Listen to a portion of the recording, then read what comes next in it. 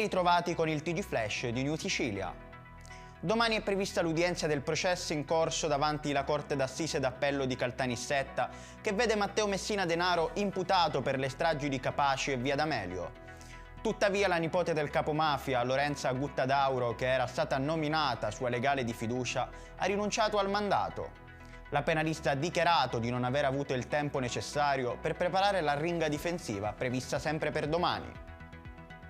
Un barcone di 7 metri è affondato in acque della Sarra al largo di Lampedusa in provincia di Agrigento.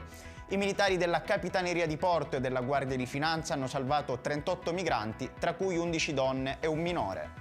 Fortunatamente non ci sono stati dispersi in mare nonostante la disavventura appena descritta.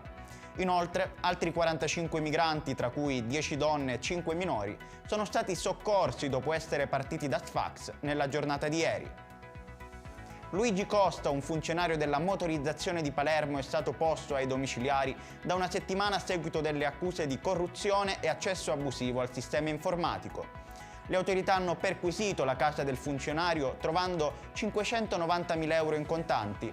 È stato rivelato che insieme ad altri funzionari avrebbe preso tangenti per facilitare le pratiche automobilistiche di alcune agenzie di servizi.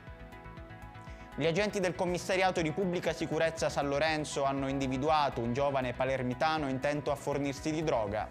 Durante la perquisizione personale è stato rinvenuto un involucro in plastica contenente probabilmente cocaina del peso complessivo di 48,5 grammi, oltre una somma di denaro pari a circa 1.900 euro.